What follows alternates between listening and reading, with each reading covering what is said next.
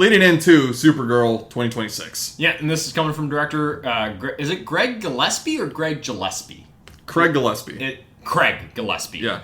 Director of I, Tonya, which Corey and I both love. Director of Dumb Money, which I know you've seen and really liked. I still really get to see that one.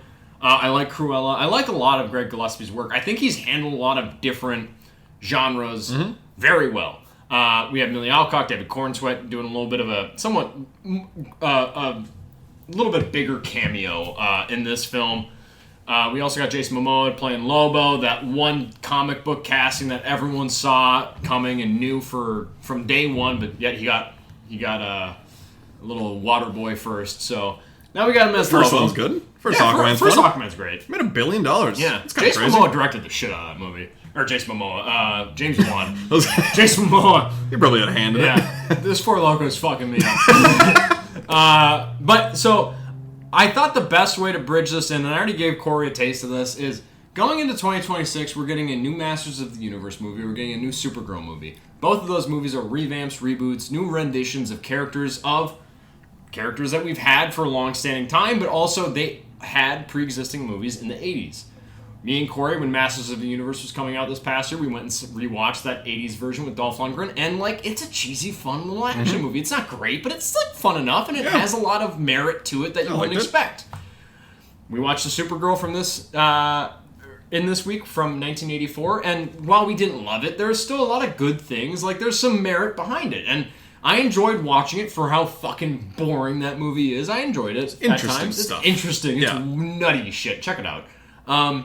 Never in a million years, if you were to come to me at the start of 2026 to tell me, hey, there's a new Masters of the Universe coming out this year, and there's a new Supergirl movie coming out this year, both having this legacy and both having renditions of these characters made in the 80s in film, you're going to prefer the 80s versions of both of these characters than you are the 2026 version. I would have said you're fucking nuts. I would have said you're crazy.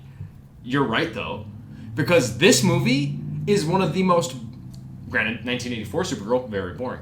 This movie, one of the most boring, uninspired, lack of identity, lack of really any threat, a dog shit B-tier, worse than that Marvel villain in Krem, who is just licking his lips with his little fucking face piercings, and he's just balls on his face too, man. It's just balls everywhere. Balls in Flash, balls on him. You got balls everywhere. We get into Jackass, there's balls everywhere. Balls in there too. But I want to start off with saying, because we'll go on. It's the story of Kara Zor-El living into it's her 23rd birthday, and she's kind of on the down. She's drinking a lot. She doesn't know her purpose in life. She has this cousin of Kal-El, of Superman, Clark Kent, who is living life. He understands what his purpose is. He's a great man. He understands, what I see the truth in everyone. Clark sees the good. That's a good line. Mm-hmm. But there's nothing good outside of that, because there's nothing that supports that in this movie. It's just Millie Alcock being a mess, which her performance is pretty good. And I think in a better movie, she will be a great Supergirl. Yes. I liked her in the David Cornsweet Superman movie. I'm excited to see where she goes past that. I like the way this movie ends with those two characters. But aside from glimpses of Millie Alcock, Kara Zor-El's life on Argos, and then the ending of this movie, there's nothing I like in this movie. It's just, again, we're basing the entire story around Krypto in the DC universe. Why the fuck are we doing that? I don't know. It's the second movie in a row where Krypto is a very fundamental aspect to the story and the threats and the conflict. I'm like, what are we doing here? He's not the most important. And we got a dog shit villain. We got Jason Momoa doing his best Jason Momoa Lobo, and it's great, but it's also sometimes too campy, also underutilized. Yeah. Wow, was this movie a fucking mess. Corey, how much did you love Supergirl? Leading into Supergirl, the night after I watched the 1984 version, and a couple days before I saw the new one, I ordered a little KFC Supergirl meal. Oh. Here's the thing. Maybe if you're a new listener, I'm a sucker there's for... no new listeners. No, there's not. That's a conspiracy. I'm a sucker for any themed limited edition things from fast food restaurants. KFC had a Supergirl meal. You get 3 tenders, you get some fries, and then you get some exclusive sauces. So you have Supergirl's honey mustard, You have Ruthie, who's the little girl in this movie. Her sweet chili. That sounds bad. And then and then you have Lobo's Wild Ranch. And then you have a Let your little chili pepper heart out. And then you have a biscuit. Y'all's got a biscuit. And then you have a Kryptonian cooler, it's called. And I didn't realize this, and I should have been tipped off by the size of the straw when I got the drink, because it's very big. But I was like, well, that's a big straw for this drink that I assume is just like a pop of some sort. But it's like got the boba shit in the bottom, the little balls of shit. I don't know what is in them. I don't know. It could have been anything. Do you like boba? I'm not a fan of like drinking something and then balls go in my throat. Heavy episode. I like boba. I like milk tea, but you described it that way. I don't like that. Yeah, I'm not a fan of that. Anyways, I got that meal and just to get in the spirit of it, and then I saw the movie and I was like, "Ow, this is not very good." Watching this movie is like balls in your throat. Yeah, that's the tagline. That's on the fucking Blu-ray. That's the title of this episode. Watching Supergirl is like balls in your throat. Whether you like it or not, I guess it depends on you. Yeah, because I've seen some people. Some people love it. That they really liked it. Some people love it, and I don't get it. You know, we talked about it leading in that this was from the trailers. It looked very Guardians of the Galaxy, and even though James Gunn is just a producer on this movie, he didn't write or direct this movie. I feel like a lot of people are going to be like, "Oh, James Gunn did this movie." He didn't do it. He was a producer, but he's overseeing DC, so he has you can blame him a little bit for that, but also he's not really. It feels like Craig Gillespie was like, hey, that worked for you there as a early-ish MCU movie. Let's maybe try that here. And there's like, I don't know, there's so many jokes in this movie that are just ripped from the MCU. One is just like the taking middle finger out of your pocket and be like, oh, I didn't know that was in there. That's there. That's a Star-Lord. That's a Star-Lord thing. And then they make like a Squidward joke. And I'm like, you did that in Infinity War. Like, we've done these MCU jokes. Like, we just kind of like tapping into stuff we've done before. Again, to say some positives of the movie, and again, like, I don't have a ton, unfortunately. Like, I wanted to like this movie, but I do think Millie Alcock is good. I'll talk about House of the Dragon in a little bit here, but she's great in that first season as the young Rhaenyra, and that's the first time I ever saw her, and I know she's been on, I think, a Netflix show called Sirens that I've heard a lot of people like, and is really good. So, like, she's a great actress, and I think, much like you said, I think in a better movie with a better script, she's a great Supergirl. Because I think she can play the sad, she can play the good, she can play the drunk Supergirl, even though it gets a little tired messy, at a certain point. But I think she can play all those aspects well, and I do like her. So I think she is good. I think Jason Momoa is a good casting choice for Lobo. I'm going to be very honest. I haven't read the comics, so I don't know what Lobo is. I don't. I've never had any exposure, but I've heard people say, like, that's perfect casting. I haven't read the comics. But from what I understand, the way Momoa's personality kind of just shows up on screen is very much in line with a lot of how Lobo is written. It's just that Lobo is a very dark... The way he's described in this movie of, like, he's a god killer. Like, he is... And he has this chopper, and he has these chains, and he's having fun. He's having fun. He's this threat. But in this movie, it's like... They use him when they want to use him, and he just kind of pops up whenever... It's convenient. It's convenient, kind of at times, especially on that, like, in that final climactic battle on the ship. He's also caged up there with Ruthie, so it's like, okay. But I wanted to like this as well.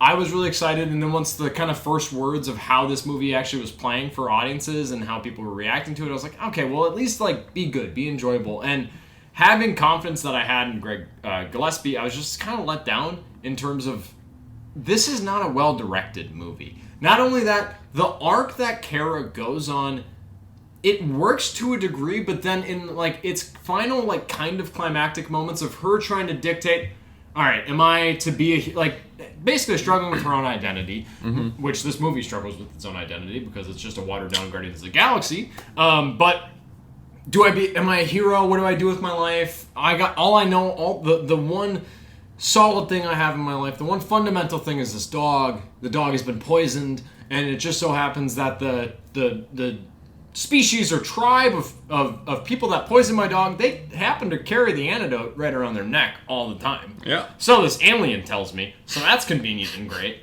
But her arc, it just kind of boils into nothing of where, do you want to be a hero or do you not? And then her saving these Mad Max type brides from this group of people that like, oh, we just keep brides so we can repopulate and keep our genes going and keep our species alive of just these hunters and these nasty barbaric men. It's like, okay, I get it. Okay. Yeah. I get it. And then Kara Zor-El is just she's thrusted into being a hero, but then she does a lot of unheroic shit. Mm-hmm. And like I can get behind. We have Man of Steel here, a Superman movie I love. And I love the original Christopher Reeve Superman. A lot of things that people have issues with in Man of Steel is the kind of merciless killing of people in Man of Steel, or at least what they say. It's also what I will say and what I will defend with. It's Henry Cavill as Superman. It's really like his first or second day on the job, so cut him some slack. He's trying his best. He's also trying to contain Zod, who is bringing to him a power that he hasn't seen aside from what he experienced on Krypton when he was a fucking baby. So, he's outgunned here a little bit. The power fucking things blasting shit up and down. He's outgunned and he's trying his best. People are going to die, but he's going to try and save them. And then he kills Zod. People hate that he kills Zod. If you hate that Henry Cavill as Superman kills Zod in Man of Steel, you should not be able to get behind Millie Alcock as Kara Zor-El, as Supergirl, killing Krem, who is a dog-licking, dick-eating piece of shit. But you can't, if she's going to be a hero, you can't get behind her being like, hey, Ruthie, you gotta take the moral high ground. If you kill this man for revenge, sorry, this is getting into spoiler rant shit, but don't watch this movie if you want something good. Go see Leviticus, go see Jackass, Best and Last. We'll talk about those in a bit. Go see Obsession again. There's a lot of great movies from this year. This is not one of them. I wish it was, but it wasn't. So you're gonna hear the wrath of me right now. But hey, Ruthie, you want to be a good person? You're on this revenge quest. You can't stoop to his low. You need to take the higher ground, basically. You can't... If you kill him, the guilt of that will live with you for the rest of your life. Walk off, Ruthie. Step off. Ruthie walks away. Supergirl, after saying all of that, it's like, oh, hey, Ruthie, Supergirl, you've done it. You've become a hero. You're doing these heroic qualities. You're teaching someone to do the right things because you've experienced and done the wrong things. So you know what's the best thing to do in this moment. And then she turns, licking her lips, and just stabs Krem twice. It's like, you can't kill him after saying that. It absolutely betrays what you're setting up. It sullies your little fucking arc you're trying to set up in this movie. And then she goes, at the end of this movie, to Clark, and she sits down, she's like, I'm home now. And I'm the best that, like, she's, like, happy with where she's at. It's like, you just killed this fucking guy! You can't just go and, like, I know who I want to be now. I want to be a hero. It's like you just stabbed a bitch in the neck. You can't do that. That's not okay. Four Locos got me fucked up, but this movie pissed me off. It's just like, this is the weakest writing, and a lot of this writing, I believe the writer of this script is carrying on into Wonder Woman, or at least wrote First-time writer also. First-time writer. Screenwriter, or film feature writer, yeah. Writing a draft for Wonder Woman and more, like, I think a Teen Titans movie is also in the works, and that she maybe been attached to it, which, like, some people can have bad days at the office, that's fine. Like, Steven Spielberg has 1941. Like, it's, like, people have bad days at the office, that's okay.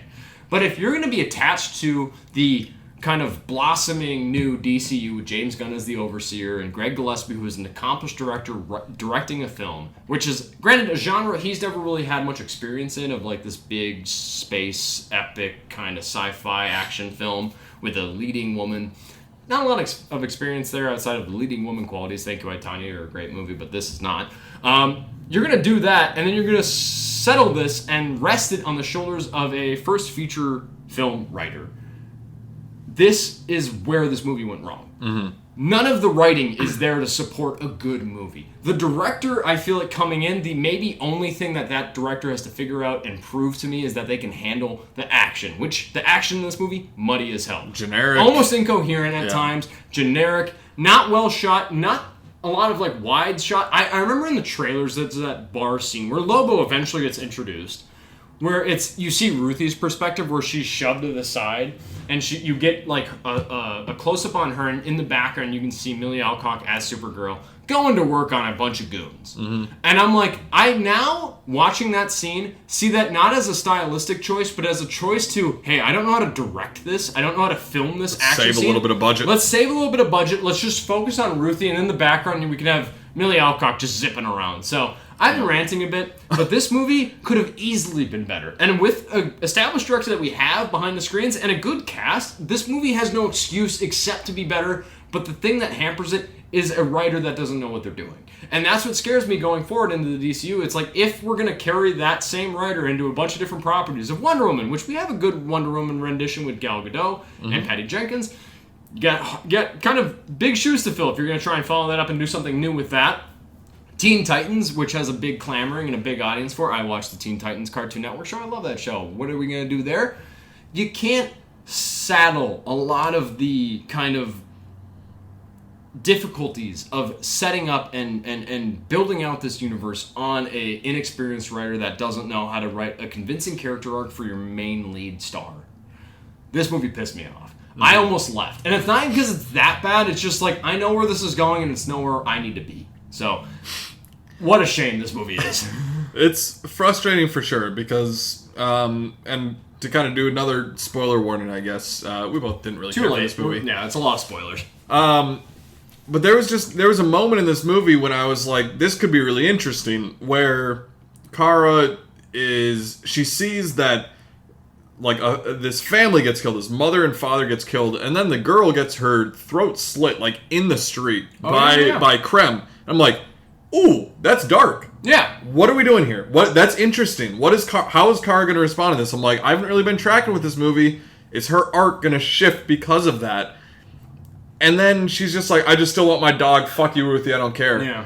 And I'm like, oh, that was something of like an innocent child dying from this, of this thing that you're caught up in that you didn't plan on being in.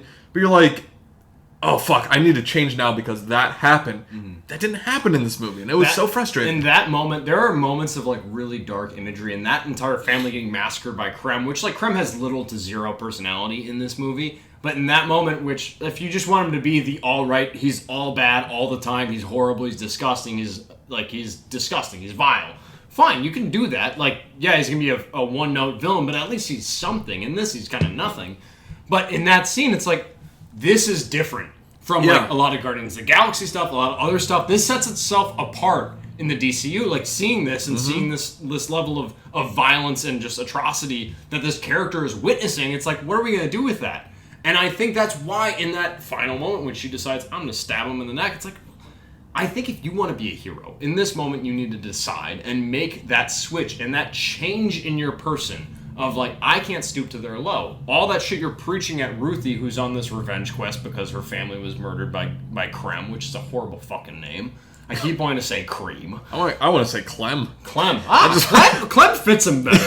Clem fits him better because it feels like he was bullied for being Clem, and he's like, I'm going to put a bunch of metal in my face, and I'm going to get real weird balls with on people. your face. Yeah, a lot of metal balls on my face, but yeah, balls on her face is the kind of defining feature of this episode for this week. But yeah, it was just, this movie felt so misguided and so lazy. Like, from the jump, it was just really disappointing because this could have been, like, at least a good second story. Like, I don't need a lot of new stuff here.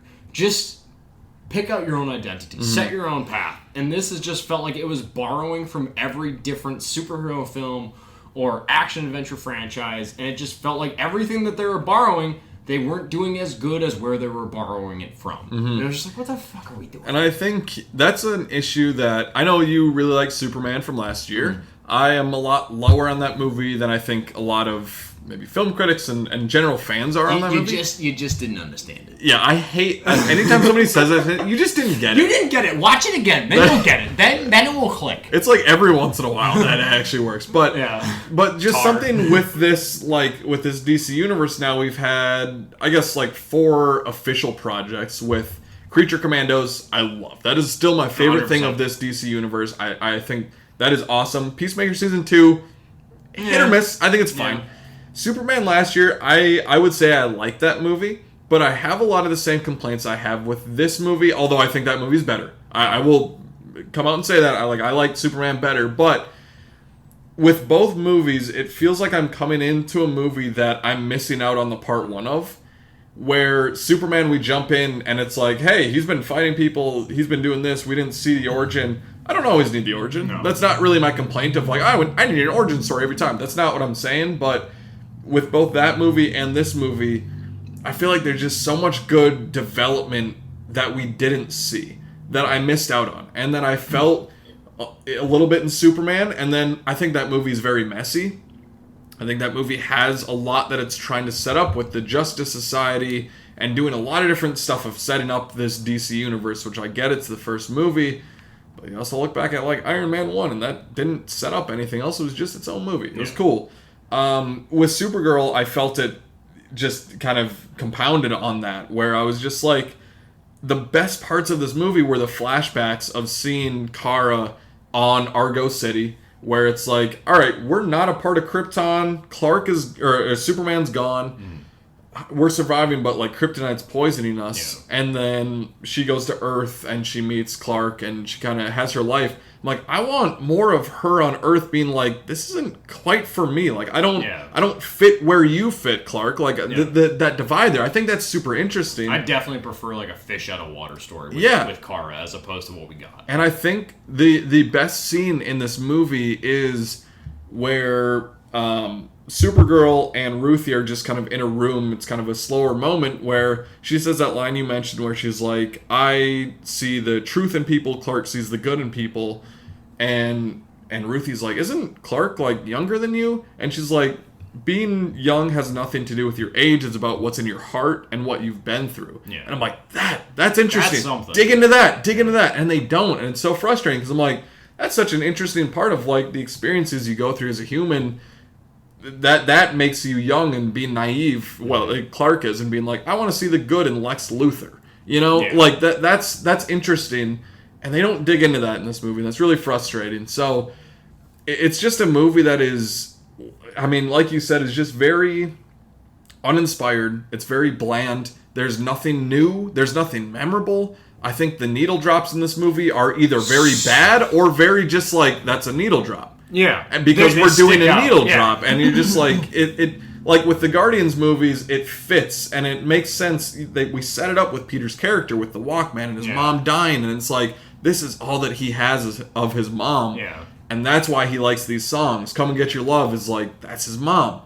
This movie is just like I don't know. 80s pop song? Yeah. Play it, sure. Fuck it, whatever. Which is why I love the trailer where they do Call Me by Blondie. Like I love that song. They don't use it in the movie. They don't use it in the movie, but also like I'm like, oh, that's a good song, but also this movie does boil into like watered down Star-Lord of like, there's no basis or reasoning as to why in the far-reaching part of the galaxy, in a club, they are singing a song from Earth. Why would they be singing a song from Earth? But also it's just like, what is the connection between this world, what we've established with these characters, and her hearing these needle drops, or these needle drops being played in this movie? It's like, what is the correlation between these songs and this character? And it just gets to be kind of nauseating because it's like, oh, it just reminds me of fucking Star-Lord in Guardians of the Galaxy. It's like, this is a lesser version of that. And I feel like this film was also, in its structure, the way it's kind of built out, it feels like an origin story that was afraid to be an origin story. It feels like it's like, all right, we can't just do hey, in chronological order, these are the events that happened. Yeah. Even though the beginning events, the flashbacks that we eventually get in this movie are the most interesting aspects of this movie. Mm-hmm. It was like, hey, Batman Begins. We need to do that kind of story framing device of like, hey, we'll show the character where it's at, and then we'll flash back, we'll jump back in time. It's like, you're not Christopher Nolan, and I don't think you can handle that. No. Also, you don't have a writer to support that, so settle down. But watching this movie, it was like, I enjoyed the flashback sequences of her time with her family and how her family differs from Kal-El's family. David Krumholtz. And yeah, fucking that's her dad. He was awesome. He was honestly maybe the best actor in this movie. Yeah. Crazily enough, fucking what is his name? Bernard and fucking Santa Claus. You're gonna make him, which that's not like me digging at him. That's me being like, you were the best part of this movie. I love him. So he was fantastic. But just in this movie, I'm like, I feel like if you just committed to this being the origin story and setting up this kind of rudderless, aimless young mind of like, hey, my cousin's doing these amazing things. I don't know what I believe in yet.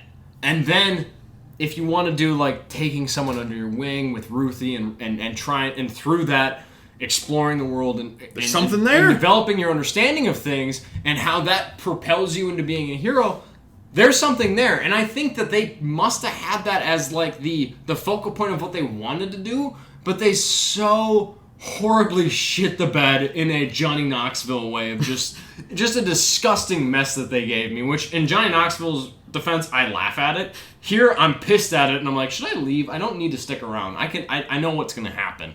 But I think that they had pieces of what they needed to solve the equation. They just were set on the wrong path with an underdeveloped script, which boils down to, like, James Gunn, you're the overseer of this universe. So I do put some blame on you.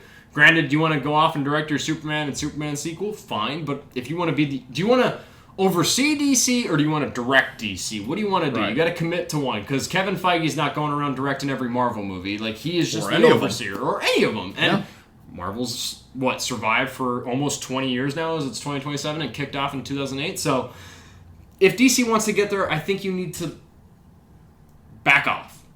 Oversee the world and get good creatives like Greg Gillespie, maybe some better writers, and you can build out a good universe that I'm excited to go see a third film. I'm excited to see Clayface, but Clayface doesn't really connect to a lot of what we've seen. It feels Elseworlds. And I've seen that trailer so much, and it looks fucking horrifying. So, really excited for that. But this didn't turn me off to being a DC fan. I'm still a DC fan. I like DC movies. I like the DC characters. But I feel like Supergirl deserved better in this film and in the 80s version. But I'm going to sit down and watch the 80s version way faster than I'm going to sit down and rewatch this, because this is just nothing. Mm-hmm. It's just, I could see so many different stories that are similar to this done 1,000 times better and way more original and have a compelling villain or a compelling lead. I think Millie Alcock, while she is good in what they give her, I don't think that they give her a whole lot to work with. So it was really disappointing watching this movie. And it's similar, like I dig on this in the same way that I dig on Masters of the Universe, but I really went into both of those movies just wanting a good, fun summer time. And I was like, how the fuck did you guys both shit the bed so hard? Mm-hmm. So I can't recommend to go check this out. Granted, there are people that like this. There are people that I've seen in comment sections and stuff like that pour out and say, hey, I'm excited to go see this movie for a second time. I can't wait to stay away from this movie for as long as I possibly can. This is the equivalent of Thor the Dark World, except like Thor the Dark World is boring. This is boring and bad. So I'm like, I can't recommend this movie to you. I think Millie Alcock is its saving grace at times. I think the flashbacks are really good. I think David Cornsweet being charming Clark Kent Superman at moments is really good.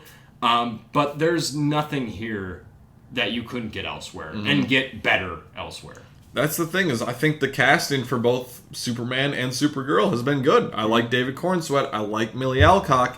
I just don't think the writing for either movie has been super strong. So it's I don't know. It's very much just a generic sci-fi action adventure movie you've seen before. I don't think I laughed once during this movie. No. None of the humor really worked for me. The needle drops are very just in your face, and it wraps up and you're like, oh, okay, that's that.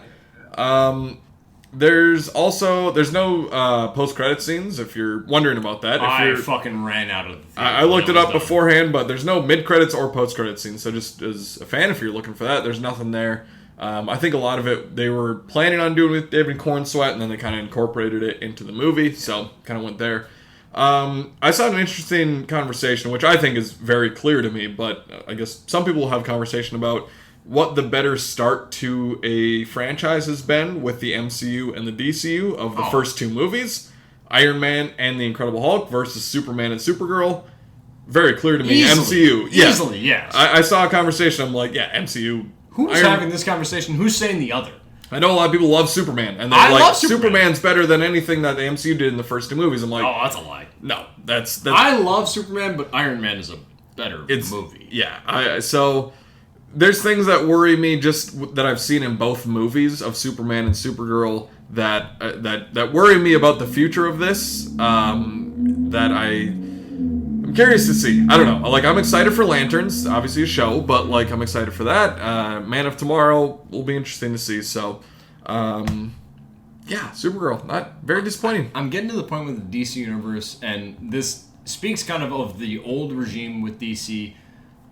If you're trying to compete with Marvel, you're going to lose. Yes. And I think the best way to set yourself apart from Marvel, which they've started to do with like doing Joker Folie à Deux, and doing stuff like Clayface, doing almost Elseworlds type stuff, maybe make that your whole brand. Maybe do one-off stories. Yeah. Don't worry about interconnectivity of different characters and different heroes. Maybe, hey, I want to do a Batman and Superman movie. Fine, do it. Just do a one-off. I think maybe they will sully themselves in the long run trying to do interconnectivity and building up to like a dark side, which the DCU did kind of struggle That's with. what killed the DCU, though, was trying to do that. But the Snyderverse, or the Snyder Justice League, I do love. We do like, but that's what killed it, though, is trying to rush everything and so catch quick. Up tomorrow. Yes, exactly. Yes, yeah, Yep. I agree with you 100%. So I'm like, if you're trying to build out a world and you can't do that, then maybe don't try to compete. Mm-hmm. But if you can make a good movie, a good one-off, or a good like little 3-chapter saga of a character, then fine, do that.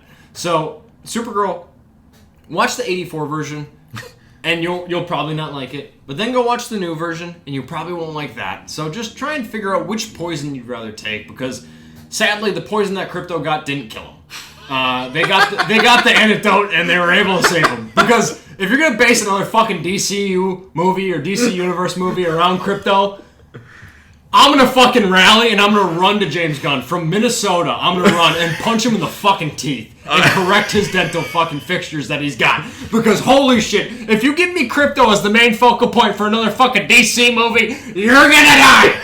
I can't do it. I can't do it. Watch back, and I don't remember specifics, but Superman 2025, last year, I said, I'm a little bit worried about Crypto being too much of a focal point. Let's not do I that. have a dog. I love dogs. We both love dogs. But if Crypto's gonna be the fucking Infinity Stone of your franchise, then get the fuck out of the here. Mind Stone of this DCU? Fuck off. Come on now. Couldn't do it. Could not do it. Oh my god. I'm drinking Four Loko and I'm still mad. That's our Supergirl talk. That's going to end.